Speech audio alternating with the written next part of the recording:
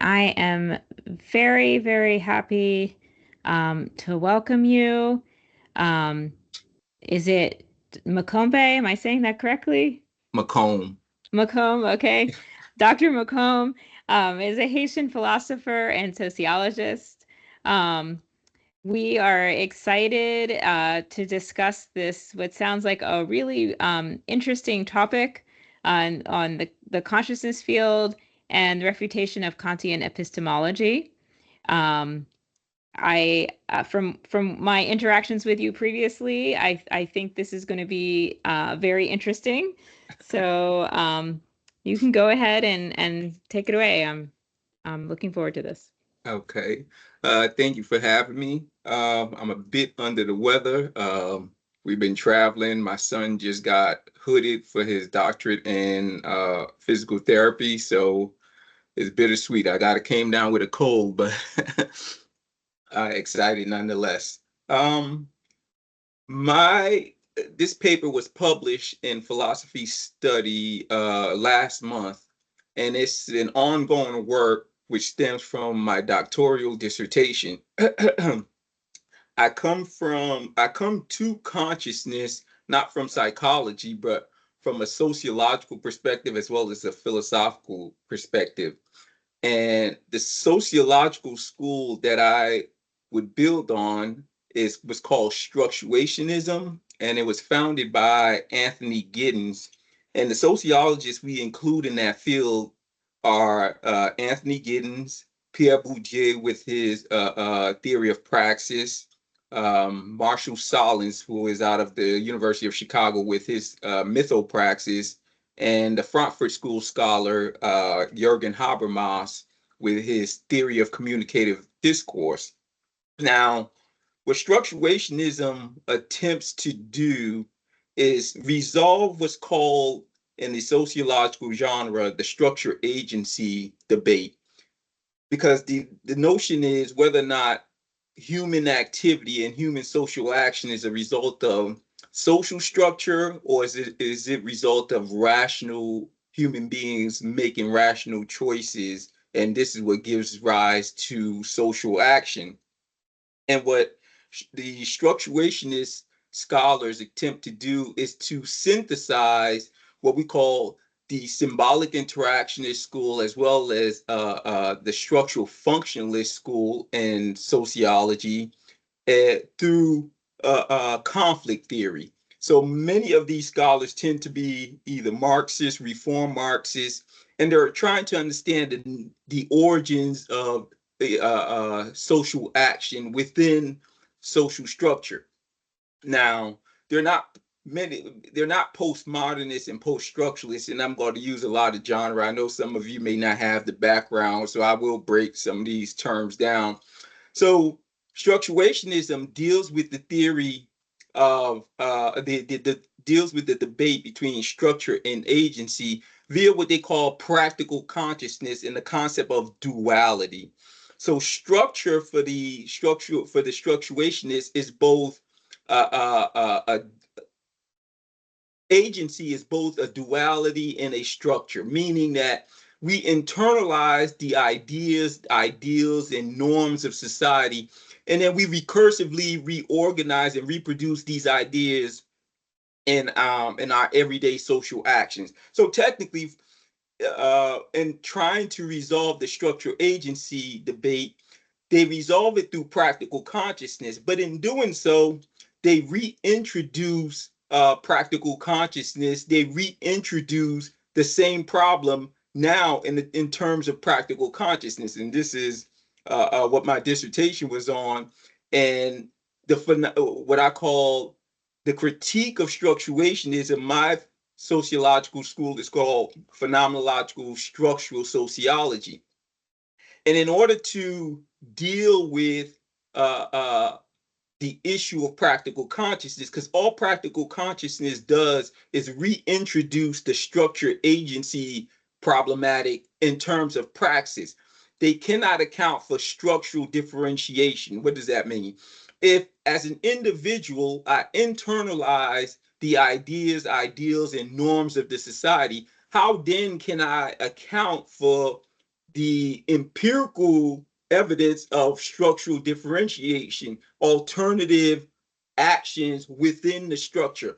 Pierre Bourdieu, who was a French philosopher and sociologist, his famous work is called Distinction, in which he tries to resolve this issue through through what he calls structural differentiation by demonstrating how, in terms of taste and popular culture, how the elites establish the norms, values, and taste in the society, and how that gets differentiated among the multitude or the average masses. But for me, all that accounts for is structural differentiation. It cannot account for alternative actions within a dominant social structure, for example. So I introduced phenomenological structuralism to deal with that very issue. And in doing so, I had to reconceptualize what is consciousness, what is the origins of consciousness, which introduces a philosophical concept or an ontological problem of consciousness. What is consciousness? Where does it come from? And how do we get it?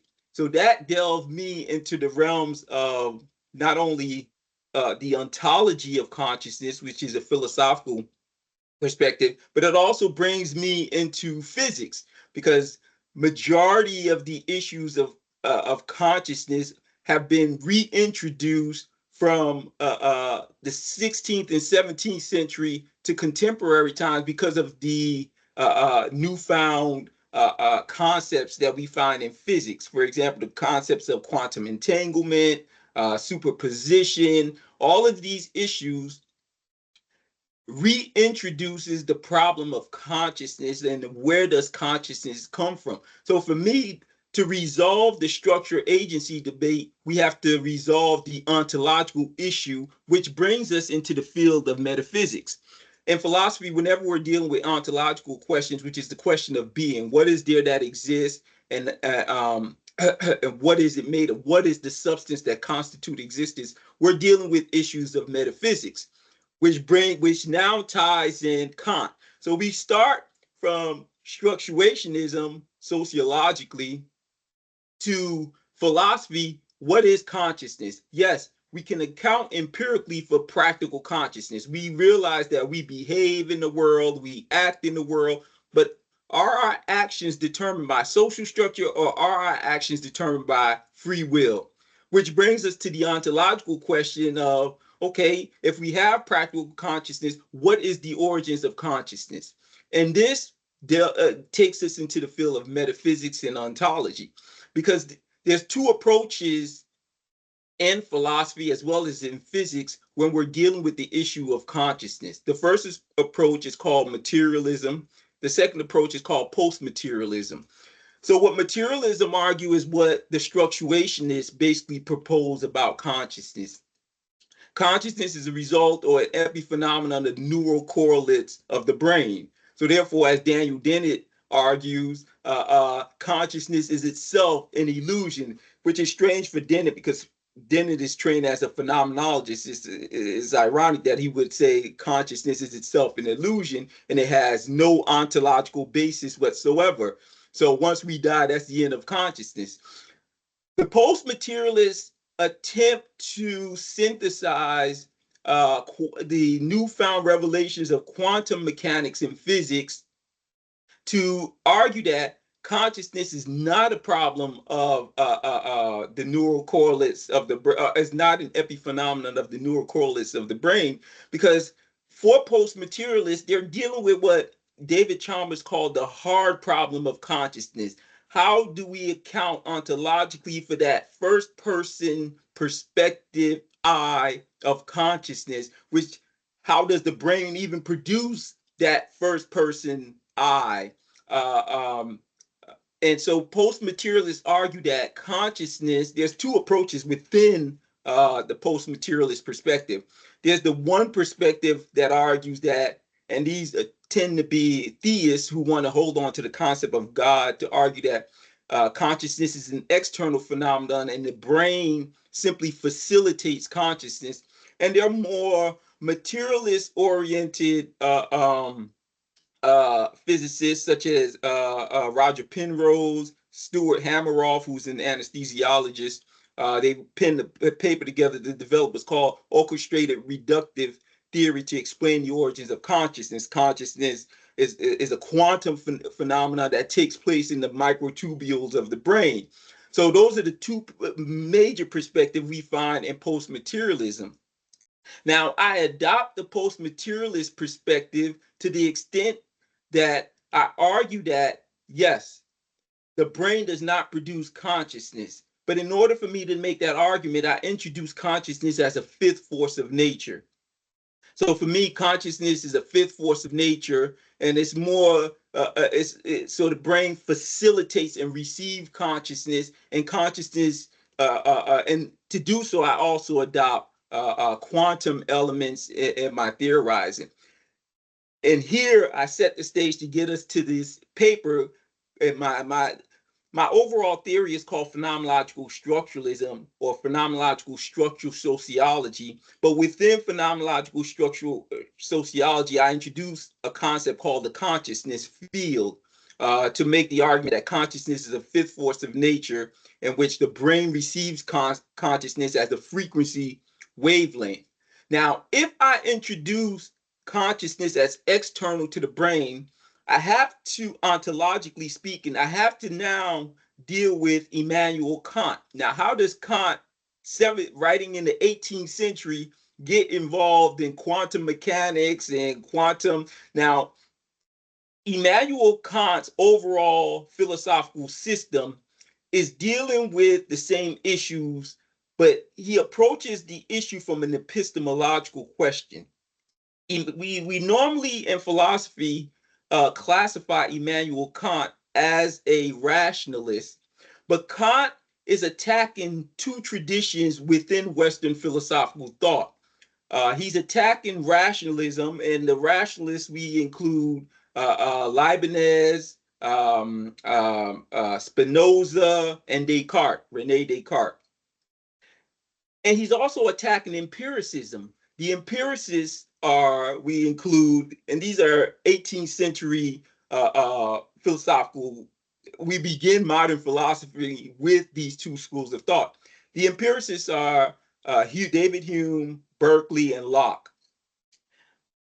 What threatens science as Kant knew it was David Hume's attack or David Hume's skepticism. And what happens is these 18th century philosophers identify two, and David Hume is called David Hume's fork. So truths are either analytical or synthetic truth. Synthetic a posteriori truth versus analytical a priori truth. The rationalists emphasize analytical a priori truth. Those are truth by definition. All bachelors are unmarried men. They're true by definition. For the rationalists, you can develop a deductive theory of everything simply from the ideas in your head. Descartes believed you can do so through the I that thinks, the cogito that thinks, cogito ergo sum. So therefore, he grounds truth through the I, the individual person that thinks. So through consciousness, Rene Descartes grounds analytical truth. David Hume is problematic because David Hume argues that as an empiricist, we can't even know truth. We can't even know the self because all the self is a bundle of perception for Hume. So he attacks Descartes' cogito to start with. The second problem is he attacks causality. So he undermines the emerging scientific process that comes out of the 18th century.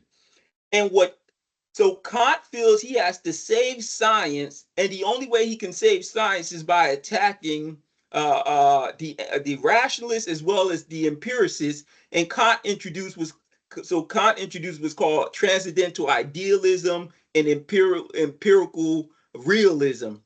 So Kant accepts both analytical truths of definition, He also accepts that if there are empirical objects in the world that imposes upon our senses sense impression, so the objects are real. We know that the objects in the world are real, and they our senses tell us that something is there. But Kant introduces a third form of truth, which he calls synthetic a priori. Now, what is synthetic a priori? What Kant argues is that, and I'm going to use layman's term because Kant is hard to read Kant. Kant argues that the brain imposes the what we see in the material world. So in order to resolve both the rationalist and empirical problematics, what Kant introduced, he makes a distinction between phenomena, things as they appear to us, and noumena, things as they are in themselves. So for the imperialist, he agrees that there are things out there in the phenomenal world, but we don't know what they are in and of themselves. We don't know noumena. All we can have access to is phenomena, how things appear to us and to the apparatuses of experience that we possess in order to ascertain what these things are. And he has two synthetic a priori processes that we impose in the world. He calls what's called the form of the understanding, which is the categories of the mind that imposes on the reality that we see. For example, causality is a form of the understanding of the mind that is imposed upon the phenomenal world. He also have what's called forms of sensibility. Forms of sensibility are space and time. We can only know things as human beings within space and time using the apparatuses of our experience. Of course, he didn't have modern technology and all of the colliders that we have in physics to understand subatomic particles, etc. So, in doing so, Kant introduces an epistemological problematic. What he argues is metaphysics is off the table for us. Even religion is off the table. The concept of God is off the table for us. Now, why is the concept of God off the table for us within Kant's epistemological approach? Because Kant argues the apparatus, the forms of sensibility, the form of the understanding, the synthetic a priori that we impose upon the world in order to ascertain the objects of our experiences in the phenomenal world, they cannot be applied to the world of noumena, because to do so would be meaningless, because all we can know is how things appear to us in experience. The noumenal world is inaccessible to us. As a result, metaphysics is impossible, religion is impossible. So to talk about free will, to talk about God, it is impossible. Now, this is the most important part I want you to understand in order to understand the paper, because Kant goes on to argue about the categorical imperatives and morality. He tries to justify morality through reason as opposed to saying how morality is in of itself. So what I need you all to understand from Kant is the epistemological issues that he's resolving. I'll take you from Kant to now my consciousness field theory. If I argue that consciousness is external to us and the brain receives and facilitates consciousness, which is a fifth force of nature, I introduce the carrier particle psion to explain it. I'm not going to go into the physics of all unless you all have questions when I'm done. If you do that, what I do, I accept from Kant this distinction between phenomena and noumena. Now, Schopenhauer, who critiqued Kant, he argued that the I, or the individual consciousness, has access to noumena through their will. Now, that's problematic. I agree with Schopenhauer, but the problem with that is Kant does not use, although he argues that we ascertain the concepts and the objects of the phenomenal world our senses and through reason, he doesn't use consciousness in the same way that Descartes uses the cogito. Kant introduced the transcendental unity of apperception to explain what he argues that consciousness itself is a synthetic a priori. It is a form by which we experience the phenomenal world. So consciousness is not an I. All beings, human beings, have consciousness. He doesn't call it consciousness. He calls it the transcendental unity of apperception. All of us have consciousness, but it is simply a form by which we experience the world. It's similar to what Daniel Dennett is talking about when Daniel Dennett is saying consciousness is an illusion. Kant doesn't use the term illusion, but nonetheless, he's arguing that the transcendental unity of apperception is how we experience the world, and it is through that, because in order to have truth in the material world for Kant, you have to have a unity of consciousness in order for the objects in consciousness to maintain their form. So it is something that we have to experience material reality according to the Kantian perspective. Now, I, like Kant, make the distinction between the phenomenal world and the noumenal world. I do not call, in my ontology, I do not call the noumenal world the noumenal world. I call it the absolute vacuum, picking up on physics. Now, what is the absolute vacuum in physics? The absolute vacuum is that non-spatial, non-temporal aspect, and I don't want to use words to make it seem like it has temporal or spatial characteristics. It doesn't. This is just that part of existence in which all of the elementary particles that constitute the multiverse we experience are one. And it is out of this absolute vacuum that everything is produced. So I argue that that is synonymous with Kant's noumenal world, because in that absolute vacuum, which is a probability wave function, we have every aspect of existence, my consciousness, the rock, every aspect, but it exists as a probability wave function. Now, if I am to argue that, to show the parallel between the phenomenal world that we experience once we are embodied consciousness, as well as the absolute vacuum, which we also experience, and this is the key distinction between myself and Kant. Kant argues that we can never experience the noumenal world or know what things are in and of themselves. Schopenhauer would argue that the I that thinks from Descartes is noumenal. It has access to the noumenal world. I build off Schopenhauer and argue, yes, we can have access to the probability, to the contents of the probability wave function of the absolute vacuum, i.e. the noumena. But in order for me to introduce that, I have to introduce paranormal and parapsychological phenomenon as an element of our a form of experience. So, for example, near-death experiences, I argue, give us access to the noumenal world or the absolute vacuum. So when psychic mediums gives us access to the noumenal world.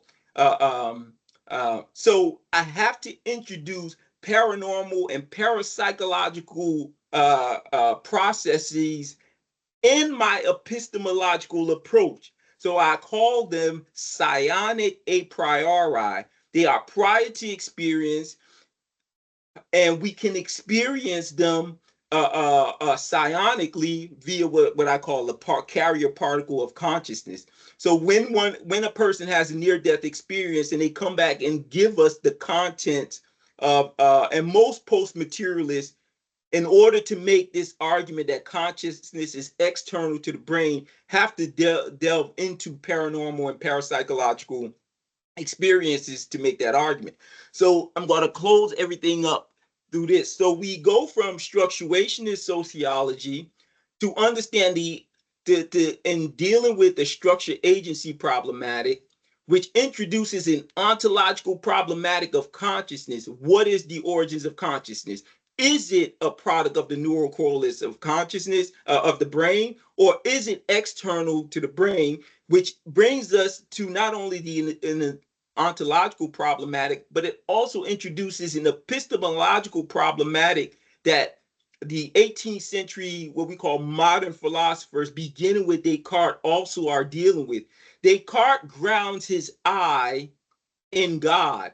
What makes everything external and my ability to grasp objects in experience is God. Berkeley does the same thing, although Berkeley is a little different from Descartes. But Kant argues, no, we can't even know about God. He attacks this whole ontological questions of God, cosmological approaches to understanding God. He attacks that because he makes the distinction between the phenomenal world and the noumenal world, and how we can never have access to things as they are in of themselves. I, building on Schopenhauer, believe that consciousness gives us access to noumena, unlike Kant. Kant does not deal with, of course, paranormal and parapsychological experiences. And these are even in Western philosophy, Western psychology, the social sciences in general. Many people attack paranormal and parapsychological evidence as proof that we can have access, or the world is deterministic, etc., or we can have access to the noumenal world. I argue on the contrary. I believe paranormal and parapsychological evidences gives demonstrates epistemologically that we can have access to the noumenal world, and we can know things as they are in of themselves. So for me, future research has to take into account these paranormal and parapsychological evidence, beginning with near-death experiences, also psychic phenomenon. All of these can, for me, prove or disprove or falsify my not only my consciousness field theory, but this whole notion of psionic a priori. So for me, psionic a priori are categories of the noumenal world that allows us to have access to things as they are in and of themselves in the absolute vacuum. So for me, near death experiences are what I consider psionic a priori concepts. Psychic mediumship, deathbed phenomenons, all of these for me are psionic a priori that gives us access to noumena. So for me, if my approach is correct, that would refute Kant's notion that we don't have access to things as they are in of themselves. And if we do, now we can begin to theorize what happens to consciousness within the absolute vacuum. Again, for many, absolute vacuum and the noumenal world are one and the same for me. They're no different. So in doing, if my approach is correct, then we have to start to ask ourselves, what happens to consciousness in the absolute vacuum? Is it does it create an epiphenomenal concept we can call God? If all of our consciousness, if we take the evidence from near-death experiences into account, uh about the feeling of oneness, the experience, the determinism in the universe. If we take all of these into account, we can begin to theorize about the absolute vacuum. What happens to consciousness in the absolute vacuum? And this is where my research is heading now. My next paper is Psionic a priori, where I list the categories of the noumenal world that gives us access to the noumenal world. The other component of my research is using Haitian Vodou to also conceptualize about the noumenal world, because Vodou builds on this concept that we can have access. Vodou is the religion of the Haitian people in Haiti, the African people of Haiti. And if we understand their epistemology and ontology, I think that can give us access to what the noumenal world is. Schopenhauer is able to refute Kant because Schopenhauer had a background in Hinduism, which also makes the argument that we can have access to the noumenal world. So this is the component that Schopenhauer in Western philosophy tries to implement to refute Kant's notion that we don't have access to the noumenal world. Although uh, Schopenhauer equates the concepts of the noumenal world with the world as will and representation, which is problematic. That's not in Hinduism. But so down the line, what I want to focus on is, and again, I'm a strict materialist. This is why I have a problem, because there are some physicists who are using my concept and arguing that the absolute vacuum is information. I don't want to go down that route, because when we use information to argue, then we have to get into the problematic. How does information gives rise to material reality, which introduces a paradox, which I don't want to deal with. I want to deal with the from a logical, metaphysical, materialist perspective. So I'd rather use the term qualia, which is a term I borrow from the philosopher A.J. Ayers. So down the line, I want to explore not only not only the metaphysics of my consciousness field theory, but also the sociological implications of consciousness field theory. If we have access to the absolute vacuum, can the absolute vacuum dictate how we ought to recursively organize and reproduce our lives? That's a very important axiological problematic, and axiology is just dealing with the theory of values. So if we have access to the noumenal world, does that mean, so now we have to answer the axiological problematics, we have to resolve the epistemological problematics, which is what I'm dealing with now. We also have to deal with the phenomenological problematics of consciousness. If the brain receives consciousness, receives or facilitates consciousness, how does consciousness manifest in the material world? These are some of the phenomenological approaches to consciousness we have to deal with. So I will end on that and take questions so we can have a discussion. And I thank you all for dealing with these the jargon of philosophy and sociology.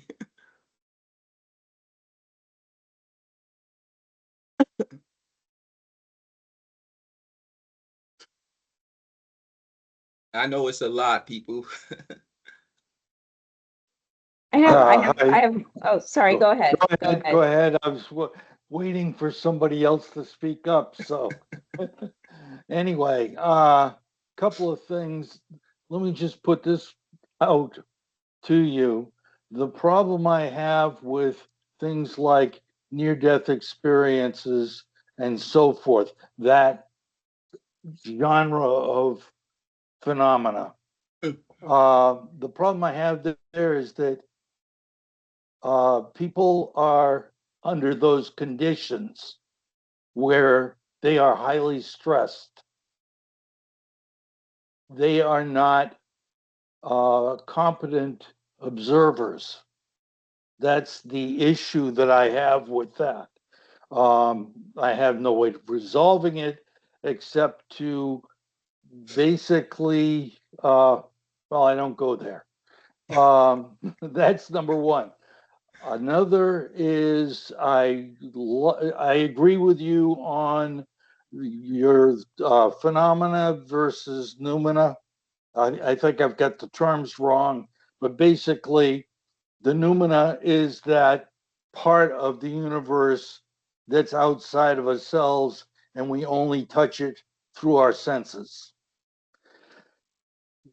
What we do with that is we build a model in our heads of what is out there. And we're guessing based on our experience from the time we are conceived. And when we see the world, we're looking at that phenomena, and that model. From my point of view, it's a model that we carry in our heads, and we continually update it. So that's the second point. The third point is, I'm pretty sure, well, you haven't said the word chaos.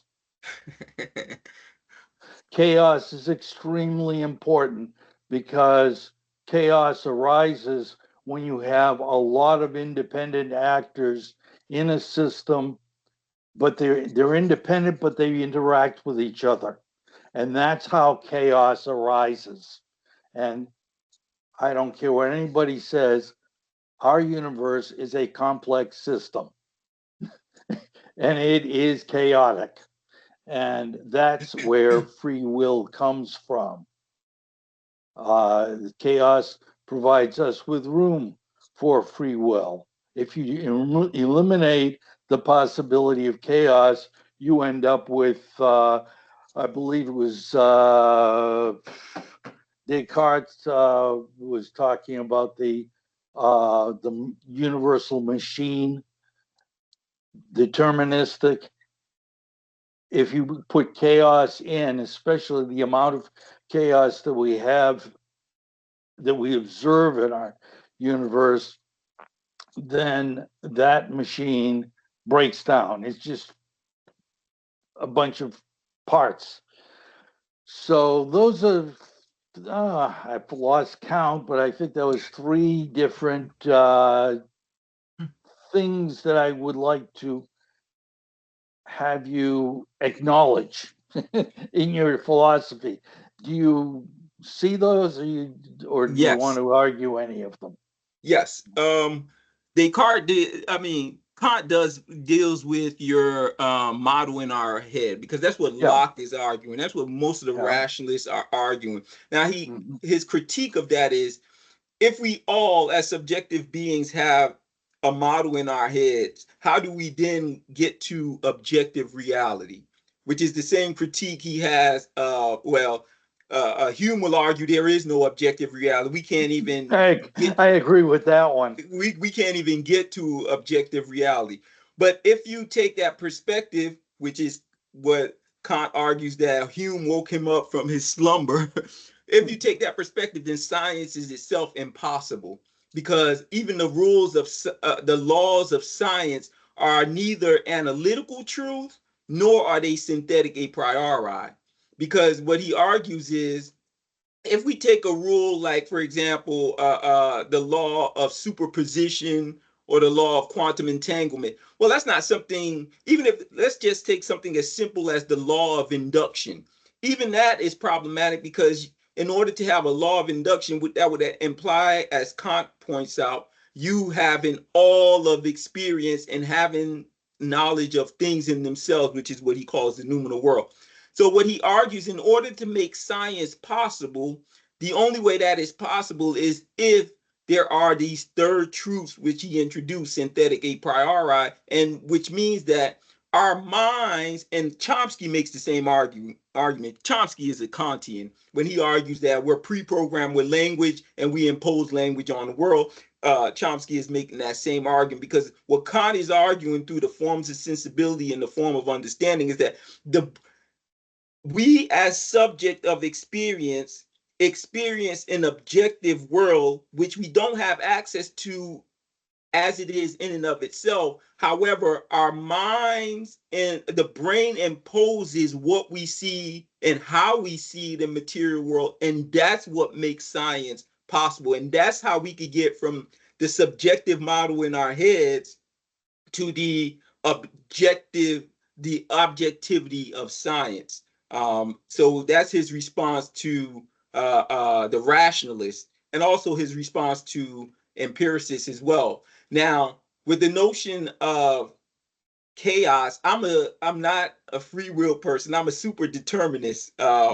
And my super determinism, so whereas let's take someone like Daniel Dennett, because everyone who deals with the issue of consciousness has to deal with the free will determinism debate. Daniel Dennett deals with it by what he calls himself a soft determinist, because he has to balance the rules of science that governs the universe and our behavior and the behavior of all species on this planet with the notion of free will. So for Daniel Dennett, building on the stoicism, he argues that we have free will when there are not objects in our place to do as we desire, we want. It's normally called an emotive theory when it comes to values and choices, etc. I'm a super determinist. I believe in a multiverse, and I believe every action, every thought that we make open up a different avenue of existence in the probability wave function of the absolute vacuum. So that's how I deal with the free will determinism notion. And in terms of near-death experiences, I would agree with you. The only problem I have when we take, because I argue that there are 12 categories of the six psionic a priori. Near-death experience is just one. We have psychic mediumships, we have deathbed pronouncements, etc. So for me, there are many other paranormal and parapsychological evidence that we can gather to justify the consciousness field and the contents of the absolute vacuum. So that's where I'm in my research right now. Okay, just go back to that Super internal determinism. field, the internal model. Mhm. Remember, I used the word guess. Yes. That what we carry around in our head is our best guess for modeling what we've tried Experience. to the experiences that we've had. And the thing is that different people have different models because they have different experiences, and it's But our that begs the guess. question: is science possible then? If with No. your position, so Okay. you accept the position. I'm an astrophysicist. Okay. Okay. Science is our best guess at what the universe looks like, and it changes as we get new experiences. Mhm. And based on the development of chaos theory starting in the 70s and so on and so forth, what I teach my students is we used to call them laws. They're not, they're habits. That's nature's habits. And our models are our guesses, our best guesses on what nature's habits are. So that's the way, I think that's the crux of the difference between what's going on in my head and what's going on in your head. Yeah, I do believe, because I unlike postmodernists and post-structuralists, beginning with Foucault and all of these other and Derrida, I do believe in an objective truth. So I do believe that there can Oh, be it's a out there. stand. Yes, It's out there. yes, absolutely. Okay, we're just guessing at what it Yeah, is. yes, absolutely, absolutely. But if you take into account, if we're able to falsify my theory or prove it,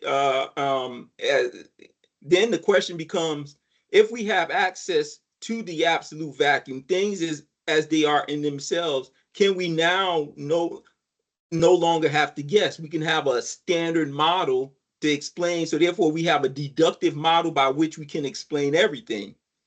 Well, the way we get these models, a standard model, is by having a discussion like you and I are having right now, and we find points of agreement and points of disagreement, and we try to resolve the disagreements and agree to the agreements, and that's the part that we can agree on becomes the standard model, and everything else is, that's a hypothesis. Maybe it's right, maybe it's wrong. Most of them are wrong anyway. Yeah, absolutely. We have a hand and we also have a comment in the chat if you want to take a look, because it's long and Let me detailed. see the chat. And then we also have Dr. Ordonez, Jonathan wants to make a comment as well. Yeah, real quick, thank you, Dr. McComb, for your presentation. I have a couple of questions. Feel free to answer any of them. It's interesting your comments about Daniel Dennett's idea of consciousness.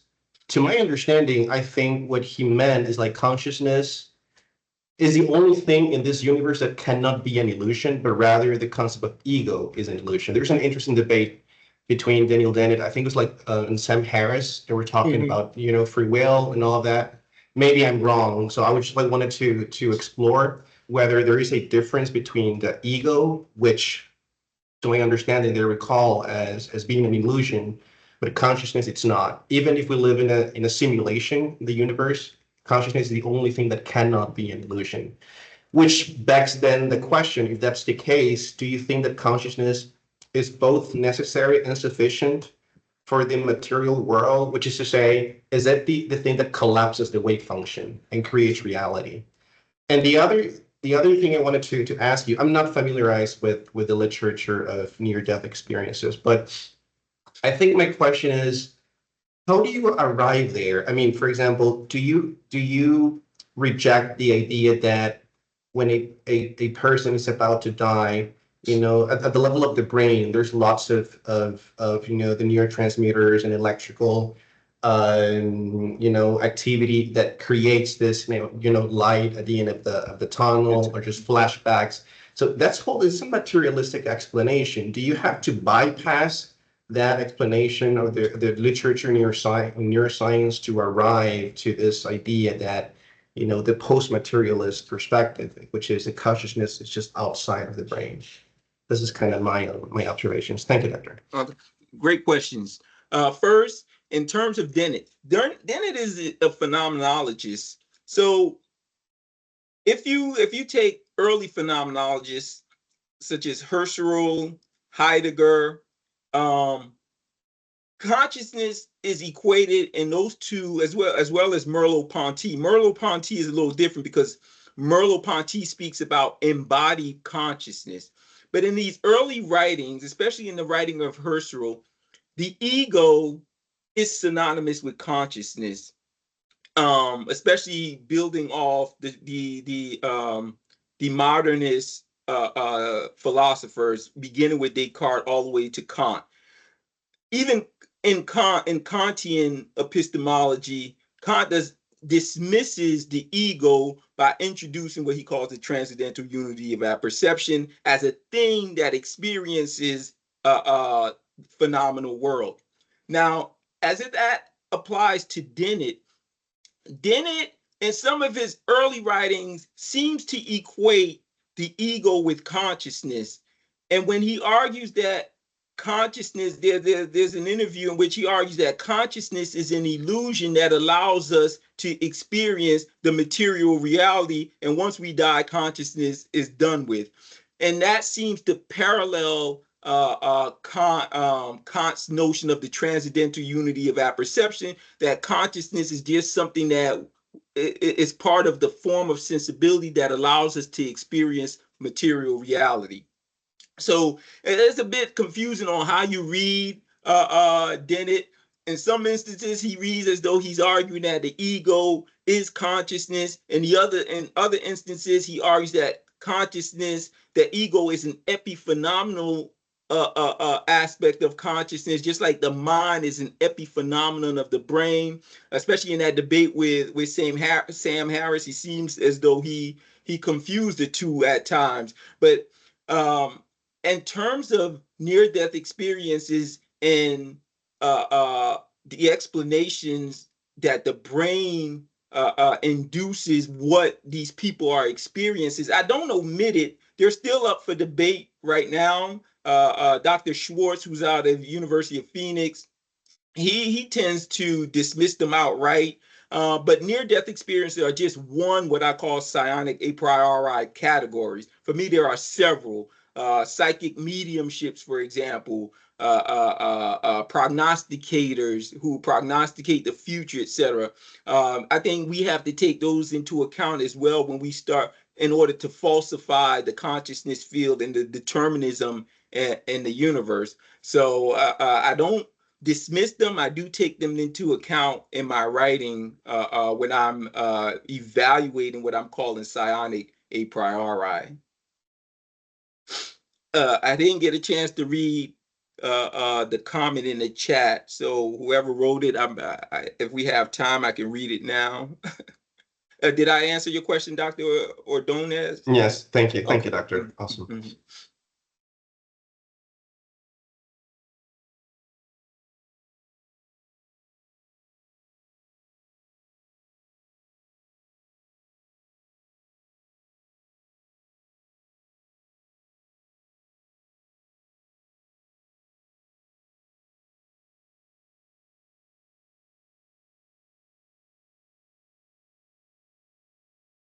Okay, good.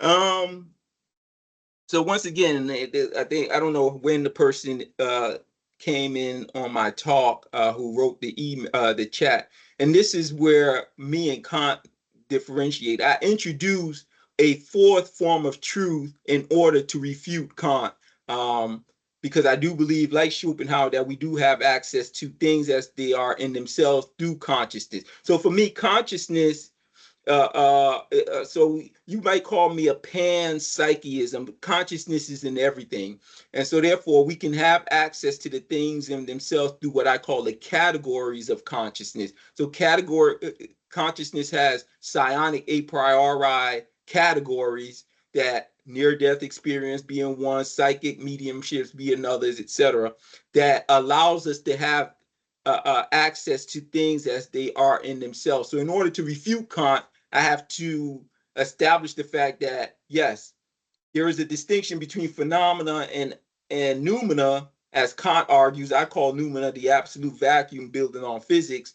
But nonetheless, we can have access to that through psionic a priori categories. So whereas synthetic a priori categories in Kantian epistemology only applies to the phenomenal world, I argue, yes, I agree with Kant on that perspective, but we need new categories, psionic a priori categories, to apply to the noumenal world, and that also can be done through consciousness, which is for me a fifth force of nature. So I hope I answered that question for the chat. Second art. Oh, great. About artificial intelligence. That's interesting because that's my other aspect of my research that I'm working on, because, which is strange. I know we have 5 minutes, so I'm going to make this real quick. The reason I wrote, about 2 years ago, I wrote a book called Haitian Epistemology, and it is from Haitian epistemology that I get into quantum mechanics and quantum physics, because Haitian epistemology gives a different origins than the Western conceptualization of the origins of the universe through Big Bang, etc. In Haitian epistemology, consciousness is called NUM, N-A-N-M. It's NUM. And it argues that consciousness is received by the brain, and it constitutes what they call NUM, our NUM. Some people translate that as soul, but in Haitian Vodou, it's not translated directly into the soul. And they also believe that you can have, in Haitian Vodou, you can gain access to other people's consciousness through rituals, etc. And you can also access consciousness of the dead. For example, in Haitian Vodou, a year and a day after someone dies, you're able to retrieve the NUM or the soul of that person through a ritual, and they're able to prognosticate the future to the family. So for me, when you take that concept and juxtapose it against artificial intelligence, which is a paper I'm currently working on now, for me, artificial intelligence The only way artificial intelligence can play a role in the consciousness field, as I see it right now, and again, this is emerging research, is if we're able to, like in Haitian epistemology, tie artificial intelligence to the probability wave function of the absolute vacuum. If we're able to do that, which Haitian epistemology suggests that we can, then I believe artificial intelligence will be indistinguishable from human beings. Because I think right now that's the only thing that distinguishes us between beings with artificial intelligence and the human being is the fact that we have access to the consciousness field. And all of this is theoretical, of course, but this is for me where artificial intelligence play a role in my research.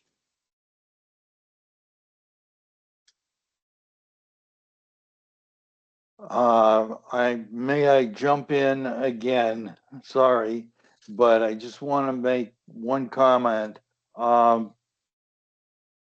Looking at consciousness from an evolutionary standpoint, the different animals, we have the evolution. Anyway, it is a extremely useful thing to have in order to make sense of the universe, in order to organize all of our experience. And from that point of view, of course it exists because it's of evolutionary value, so that's where the consciousness comes from. By the way, I don't usually like to talk about consciousness. I prefer to think in terms of welfare enhanced sentience, which is the ability to take sensory inputs, process them to develop actionable outputs. And when an animal is set up with welfare and aligned sentience, then the actions are useful to the development of the species. Does that make sense? I hope. Yes, it does. You sound like and look like Daniel Dennett. Okay. Thank you. Thank you. Great talk. It's been good conversation too. Thank you. See you another time. Yeah, absolutely.